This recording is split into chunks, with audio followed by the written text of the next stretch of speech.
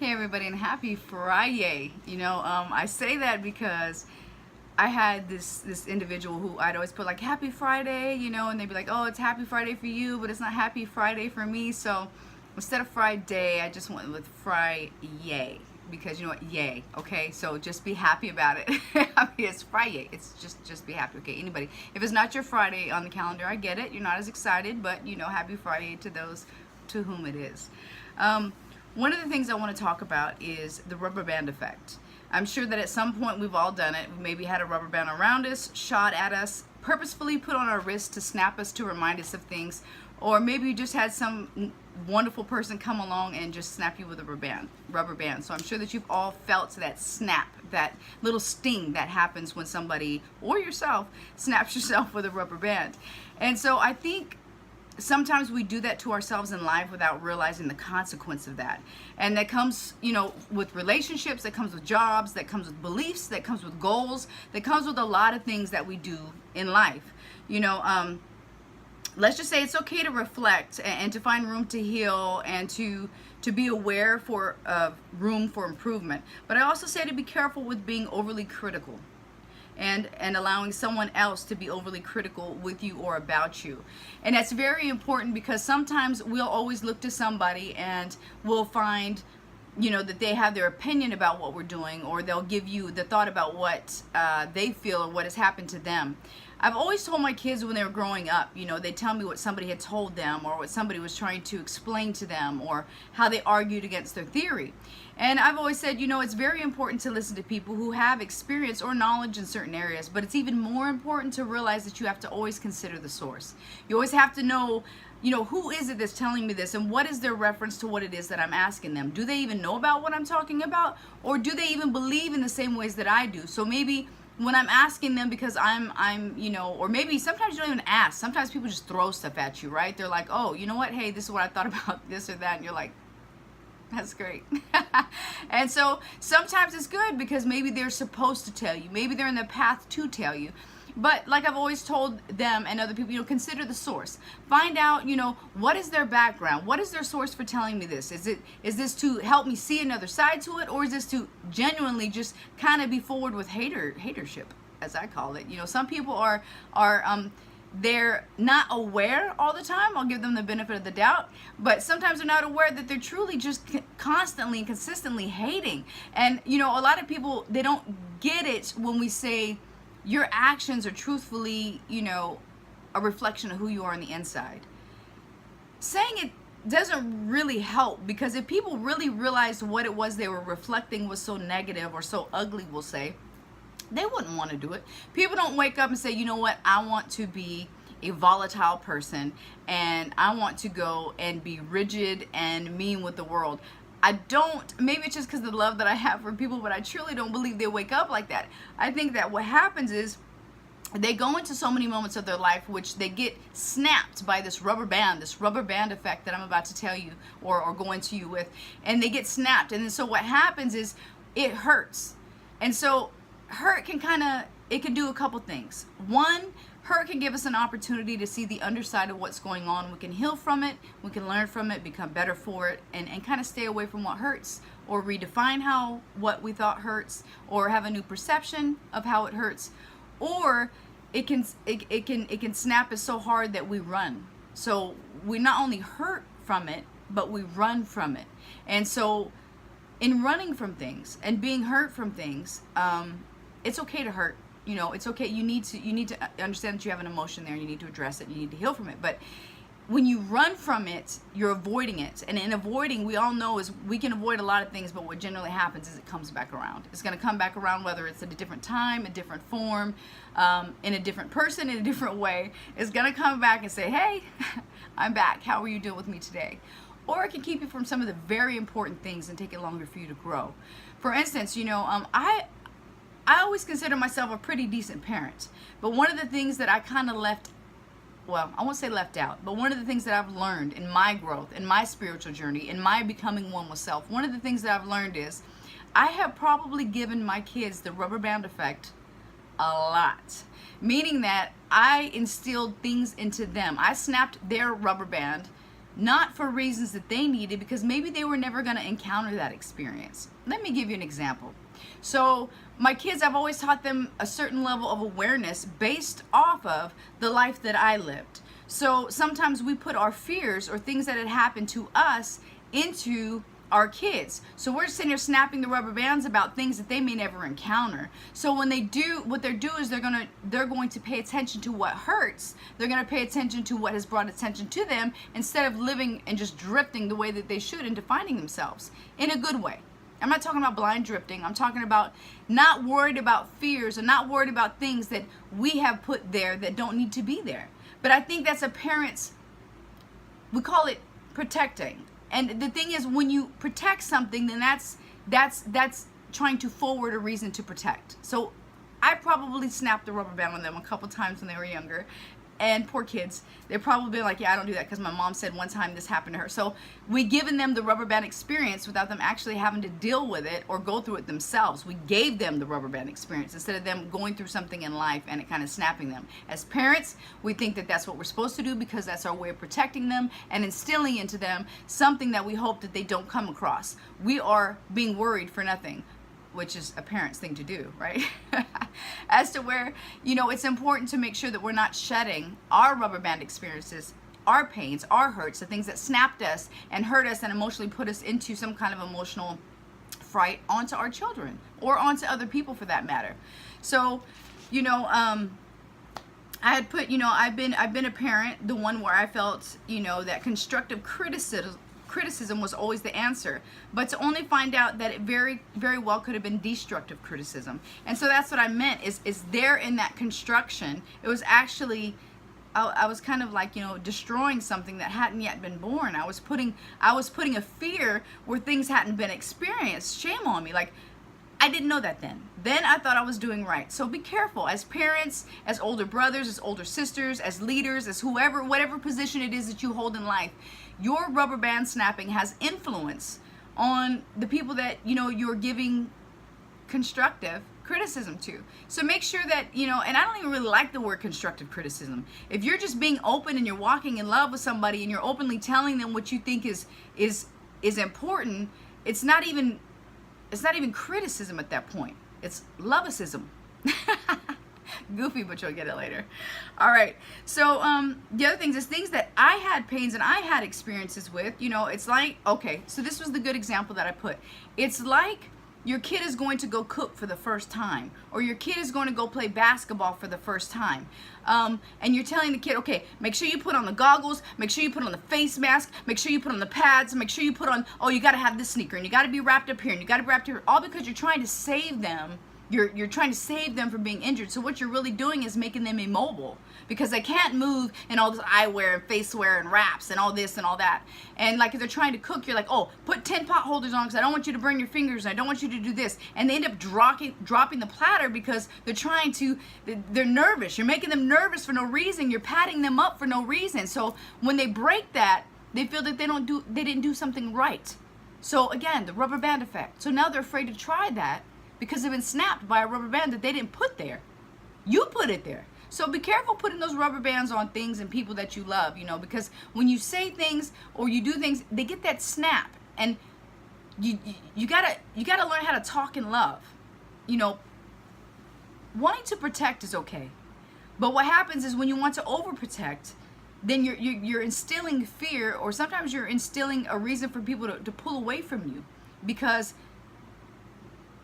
you need to learn how to just let people be, and I'm saying this in the best way possible. And I'm saying this on both sides of the fence. So even if like somebody's maybe not making the best decisions in their life, you still have to lead in love. You really do. I'm not saying sit there, let them destroy your whole house, let them destroy your bank account, let them, set your house on fire, let them steal your last dollar, let them drag you through the mud, because it's your choice if you're being drugged. Let's get that, let's go ahead and put that out there. But don't scare people into something that doesn't exist. Like don't tell them about cucuys that aren't even there. Like don't do that. Like calm down with the rubber bands. So the other thing was, like with and I'm gonna get it. This is gonna be touchy here because some of you aren't even gonna like this when I talk about this. But that's the same thing as religion. We've been in service and we've heard that sermon, or maybe you missed a service, and then some people come and they tell you, you can't be missing church. If you miss church, you're gonna go to hell. And hey, did you do this? Did you fast right? Did you line up right? Did you sing right? Did you this right? Did you that right? Well, if you didn't, you're not gonna do this, or you're not gonna be in God's favor, or you're not gonna this, and you're not gonna that. I want to say that we should all be very careful with the language that we use, and all these I call it bumper guards. Okay, I appreciate all things that give structure or that give some type of foundational meaning or an area for guidance, because I think it's important. I think it's important to have a reference. It's important to have, but I'm going to lose you or I'm going to gain you right here with this. I don't believe that some way is going to make my way to heaven. I don't believe that some way or some person is going to get me closer to God. I believe this is my walk. I believe that I can have mentors. I believe I can have guides. I believe I can have people come help me. I believe I can have people who will help me see things and discover things that are so beautiful that I never even seen until they came to show me. But what I'm not going to do is leave it up to somebody else to teach me to, not really teach me to do right, but so it's not going to be up to somebody else and their philosophies and their arrangements and their guidelines and their whatever it is that's going to get me where I need to be with myself and my spirit. Now, some of you are going to say, Amy, you're out of your mind, you're crazy, this is where I've lost you. And if that's the case, to each his own. I will say that it's been a world and life-changing experience for me to realize that everything we do need is truly within us. And God is amazing. And so, anyway, on that. And then when it comes to your jobs, we talked about how we can do it with our children. We talked about in religion how we can feel the rubber band effect, where you're sitting in the pew and you don't feel good enough no more. You're like, man, I done messed up. I done messed up too far. The church is looking at me funny. I feel funny. Some of that, okay, guilty conscience. But the other part is the people that are in there. So if you're in the church, be careful snapping the rubber band on people. That hurts. The more you snap them and tell them what they didn't do right, the more you snap them, that pain is going to cause them to resist you. That pain is going to keep them away. And in fact, the sad part is the pain is going to keep them from wanting the connection with God. The sad pain is going to, the snapping of the rubber band that's coming from it is going to make them want to lose whatever idea they had about being able to be worthy enough to go and search for God. So be careful with that rubber band effect. Those of you who have, you're in church and maybe, you're in love with everything that's going on in there, you should always be of love. And people should feel that. Like, walk in love. Like, seriously, walk in love. I mean, you want them to come to church, but yet you're the first person to tell them what they did wrong, and you're wondering why they don't want to go back. Love them. Show them what it's like when you do get to walk with God. Show them what it's like. You show them about what you're doing. Easy on the discipline. Let that do what it does. Like, you don't need to do all that. It's good to guide them, but be easy with the discipline. No snapping of the rubber bands. Goals. So this is the other thing. We put this rubber band called goal on, right? We put this goal on, and then I do it. I have a vision board. I call it a vision board because goal seems kind of ticky-tacky compared to what it is that I see. I see something so huge that nothing can kind of entrap it by numbers or times or different momentums. It's huge. It's a vision. This is what I'm going to do, period. Now, as I'm going to go after it, yes, I need to be disciplined in my aggressive forwardness. But what I also need to know is that because I didn't meet something by a certain time or by a certain criteria, that I don't need to snap my rubber band and be like, oh, you messed up, you missed that deadline. Snap. Oh, you messed up, you missed, going to that function. Snap.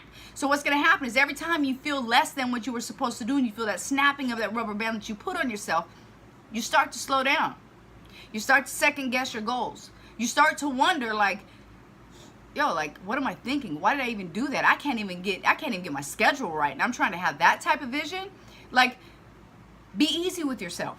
Even with your goal setting. If you're a type that need that, because personalities call for different things. So some of you may need, your goal to be literally on a timeline. What I'm telling you, that's fine. If you know what you need, understand that. I think people need to understand that. We know what we need more than anybody can tell us what we need. So, inside of you, hey, I need a guideline. This is how I push myself. This is what I do. If that's the case, what I'm telling you is make sure you don't snap your rubber band too hard. If you miss a date that you had on your calendar to do something, fine, so be it. Keep moving forward. Because the longer that you keep sitting there about what you missed or what you didn't do, and that rubber band snaps and snaps and snaps and snaps, that junk starts to hurt. So you're going to take the whole rubber band of gold completely off. You're going to be like, you know what, I'm good on that. You know, I don't know what I was thinking. I can't do all that. I can't even keep my appointments. I can't get here on time. You know what, just forget the whole goal. So easy with that. Be easy with yourself. The rubber band effect, all these things that we put around our wrists and then we get mad at ourselves for and we snap it, it's going to push us farther back from what we're trying to do, from the greatness of who we really are. You know, and that's like with relationships. I had a lovely conversation. I had a one-on-one session tonight, and I had a lovely conversation in the topic matter, and part of it was, you know, a lot of people get confused. They get confused because they don't understand the importance when it comes to matching or mating. And we talked about soulmates. We talked a lot. I'm not going to take you into that because we're talking about snapping rubber bands, but I'm going to get you where I'm going. So we talked about that. A lot of people don't understand if your soul is in love. You know, if you're in your soul and you find somebody, you find something interesting in them, and there's little things that kind of make you guys swing together, and you're like, you know what, I kind of enjoy this. At some point, if these two souls don't kind of see the same, have the same understanding about what's going on in life, where they're headed, how they're created, you know, and there's this difference. Maybe one's growing on this level and one's growing on that level. Eventually, the heart and the soul may have a little bit of a battle because the flesh doesn't understand the soul. They've got to come together as one. And so in intertwining that, if the two people aren't on the same level with understanding, there's going to be clash there. There's going to be, you know, and that's when harsh words come out. That's why one's crying and one's yelling, because one's thinking through the softer and the more loving side of the soul, and the other person's thinking of the flesh. And so they're lashing out. They're saying what the flesh feels. That's a whole nother topic. So in that, what I'm telling you is you need to be careful with putting a rubber band on your mate. You need to be careful when you are loving somebody, that you're truly loving them. Meaning that you're not telling them, you know, I can't believe you didn't do that. Snap. Oh, you could have did that differently. Snap. Oh, you know, you know, I can't believe, you know, you said this or did that. I can't believe you posted this or posted that. I can't believe you didn't call when you said you were supposed to. Snap, snap, snap, snap, snap. And you wonder why you disconnect. You wonder why you don't really want to talk to each other. Why would you want to keep talking to somebody when all you're doing is just snapping at each other? Bam, bam, bam. You don't want to sign up for that pain. You don't want to sign up to keep getting snapped, and you wonder why she got the silent treatment, or why he went to the bar, or why he went to go see his friend, or why she wanted to talk to Gina instead of you. Stop snapping the rubber band. Learn to be open and flexible. Understanding. Because if you keep on snapping the rubber band at the things that you're doing in life, whether it's your goals, whether it's religion, whether it's your self-growth, whether it's your mate, whether it's your job, that's the other thing. For those of you who are leaders in management or even employees, it doesn't really matter what position you are, because at the end of the day, all of them are equal in my eyes, and all of them are essentially important, because without one, you don't have the other.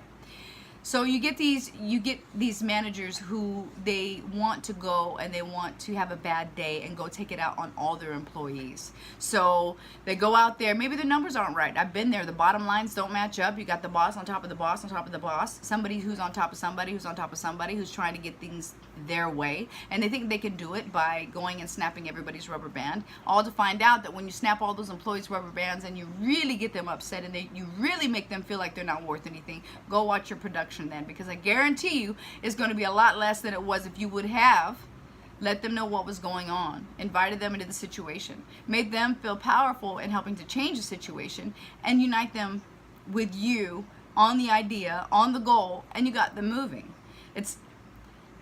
Stop snapping rubber bands, people. It doesn't feel good. You're not going to get a good reaction. And when it comes to you personally, every time you get upset with yourself, and every time you feel less than worthy, and every time you start doubting yourself, those are snaps from a rubber band. Doubt, guilt, anger, resentment, not feeling good enough, feeling this way, feeling that way. Stop.